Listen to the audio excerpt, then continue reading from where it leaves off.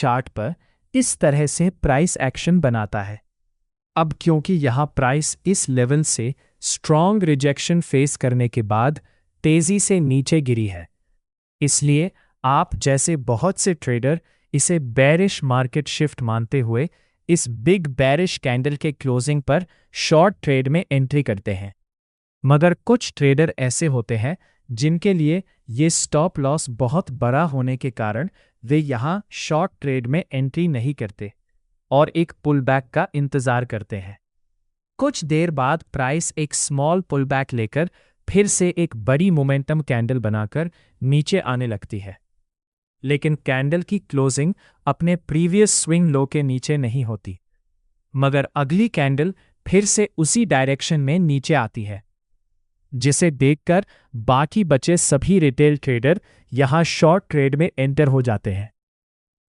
लेकिन कुछ ही समय में मार्केट आप सभी के स्टॉप लॉस खा जाता है।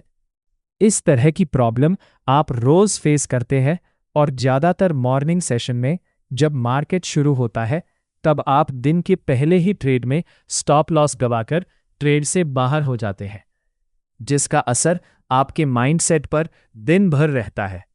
आपको क्या लगता है, इसके पीछे क्या कारण हो सकता है? क्या यहां आपकी ट्रेड एंट्री गलत थी, या फिर ये कोई माइंडसेट यानी कि साइकोलॉजिकल प्रॉब्लम है, या आपको ट्रेडिंग के दौरान चार्ट को सही तरीके से पढ़ना नहीं आता? इसलिए आज के वीडियो में हम इन्हीं सवालों के जवाब ढूंढने की कोशिश करेंगे, जिसके लिए आपको इस वीडियो को पूरा देखना होगा। लेकिन आगे बढ़ने से पहले, जिस तरह से आजकल मार्केट चल रहा है, कभी ऊपर तो कभी नीचे, उस हिसाब से नए ट्रेडर्स को सही जगह पर ट्रेड एंट्री डिसीजंस लेने में काफ़ी कंफ्यूजन हो रही है। ऐसे में ट्रेडिंग के फैसले लेना मुश्किल हो जाता है, खासकर तब जब आपके पास मार्केट को ट्रैक करने का समय ना हो। लेकिन ऐसे मार्केट में भी पैसा कमाना मुमकिन है अगर आपको सही गाइडेंस मिले। प्राइस एक्शन ट्रेड करने का एक बहुत ही बेहतरीन तरीका है, क्योंकि ये आपको केवल एक चीज़ पर फोकस करने देता है जो वास्तव में सबसे ज़्यादा मायने रखती है, और वो है प्राइस। इससे आप ये समझ पाते हैं कि मार्केट आगे क्या करने वाला है। इस वीडियो में हम प्राइस एक्शन के कुछ सबसे दिलचस्प सिग्नल्स को चार्ट पर कैसे पढ़ना है और उनके पीछे एक ट्रेडर की क्या साइकोलॉजी होती है, इसे विस्तार से जानेंगे। सिग्नल नंबर 1, इनसाइड बार कन्फर्मेशन। मान लीजिए निफ्टी 50 काफ़ी समय से एक रेंज में फंसा हुआ है और अचानक एक green bullish candle resistance level को तोड़कर ऊपर क्लोजिंग देती है। इस ब्रेकआउट को देखकर अक्सर नए ट्रेडर्स के मन में ये डर रहता है कि क्या ये ब्रेकआउट असली है या सिर्फ ये रिटेलर्स को फंसाने के लिए एक ट्रैप है। कई बार ट्रेडर प्राइस के रीटेस्ट करने का इंतज़ार करते रह जाते हैं, लेकिन प्राइस रीटेस्ट करने के बजाय तेज़ी से ऊपर निकल जाती है और आप उसे देखते रह जाते हैं। आपकी इसी उलझन को सुलझाने के लिए आपको इनसाइड बार कन्फर्मेशन का इस्तेमाल करना चाहिए। इनसाइड बार सेटअप 2 कैंडल से मिलकर बनता है। पहली है मदर कैंडल जो आकार में बड़ी होती है, और दूसरी है इनसाइड कैंडल जो छोटी होती है और पूरी तरह से पहली कैंडल की रेंज यानी हाई और लो के अंदर समाई होती है। टेक्निकल रूप से इनसाइड कैंडल का हाई मदर कैंडल के हाई से नीचे होना चाहिए और इसका लो मदर कैंडल के लो से ऊपर होना चाहिए, तभी हम उसे एक इनसाइड बार कैंडल कहते हैं।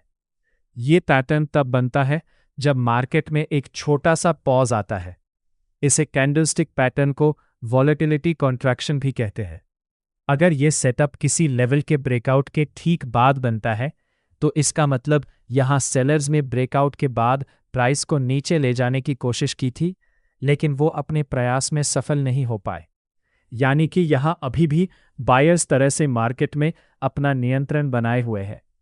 अब ये पैटर्न चार्ट पर बन तो गया, लेकिन इसके बाद आपको एंट्री कब करनी है ये समझते हैं। इस सेटअप के बाद बनने वाली नेक्स्ट कैंडल की क्लोजिंग अगर मदर कैंडल के हाई के ऊपर होती है तो हम यहाँ अपनी बाय पोजीशन बना सकते हैं। ये इस बात का कंफर्मेशन होता है कि यहाँ बायर्स एक बार फिर से एक्टिव हो चुके हैं। एक सुरक्षित ट्रेड के लिए आप अपना स्टॉप लॉस मदर कैंडल के लो के नीचे रख सकते हैं। लेकिन अगर आप थोड़ा रिस्क लेना चाहते हैं तो आप इनसाइड कैंडल के लो के नीचे भी इसे रख सकते हैं, लेकिन यहां आपके स्टॉप लॉस हिट होने की संभावना ज्यादा होती है। सिग्नल नंबर 2, डबल टॉप और double bottom entry. Double top या बॉटम एक बहुत ही पॉपुलर एम और डब्ल्यू शेप का रिवर्सल पैटर्न है जिसे प्राइस एक्शन ट्रेडर्स काफ़ी इस्तेमाल करते हैं। जब भी चार्ट पर डबल टॉप बनता है तो ये दिखाता है कि प्राइस एक नए हायर हाई बनाने में फेल रही, जिसके कई कारण हो सकते हैं, जैसे मोमेंटम की कमी या किसी बड़े टाइम फ्रेम के की लेवल से टकराना। इस पैटर्न को ट्रेड करने का सबसे सेफ तरीका इस है कि नेकलाइन टूटने का इंतज़ार किया जाए, लेकिन दिक्कत यह है कि नेकलाइन टूटने के बाद एंट्री लेने पर हमारा स्टॉप लॉस बहुत बड़ा हो जाता है। इसीलिए आमतौर पर ट्रेडर्स प्राइस के नेकलाइन तक वापस आने का इंतज़ार करते हैं और वहां कोई रिजेक्शन पैटर्न देखकर बाद में एंट्री लेते हैं।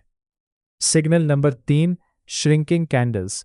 श्रिंकिंग कैंडल का मतलब है जब सप्लाई या डिमांड जोन तक पहुंचने से पहले कैंडल की बॉडी छोटी और छोटी होती जाती है। जब भी प्राइस किसी महत्वपूर्ण लेवल के पास पहुंचते समय अगर चार्ट पर इस तरह से कैंडल की साइज छोटी होती है तो इसका मतलब यहां मार्केट ने अपना मोमेंटम लूज किया है और पहले के मुकाबले उसकी रफ्तार कम हो गई है।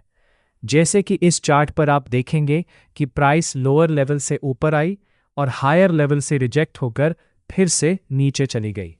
इसका मतलब ये एक रेजिस्टेंस लेवल बन चुका है। जब प्राइस दोबारा इस लेवल के पास पहुंचती है तो गौर करें कि अगर कैंडल्स की बॉडी पिछले कैंडल्स के मुकाबले छोटी हो रही है तो इसका मतलब यहाँ मार्केट का मोमेंटम स्लो हो रहा है और बेयरर्स यहाँ हायर लेवल्स पर बाइंग करने में इंटरेस्टेड नहीं है, जिस वजह से यहाँ अगर प्रॉफिट बुकिंग होती है तो यहाँ से प्राइस के रिवर्स होने की संभावना बढ़ जाती है। यहाँ सिर्फ केवल बॉडी का छोटा होना ही काफ़ी नहीं है। अगर कैंडल्स में ऊपर की तरफ लंबी विक्स भी बन रही है तो ये कंफर्म करता है कि ऊपर के लेवल्स पर सेलिंग प्रेशर बढ़ रहा है। साथ ही यदि कैंडल्स की साइज छोटी हो रही है और साथ में वॉल्यूम भी गिर रहा है तो ये मोमेंटम लॉस का सबसे पक्का प्रमाण है। और अगर हायर लेवल्स पर डोजी कैंडलस्टिक बनती है तो ये एक स्ट्रॉन्ग बेरिश सिग्नल माना जाता है, जिसे हम एक ट्रेड एंट्री कंफर्मेशन की तरह इस्तेमाल कर सकते हैं। अगर आपको हमारा ये वीडियो अच्छा लगा तो इस वीडियो को लाइक और चैनल को सब्सक्राइब ज़रूर करें।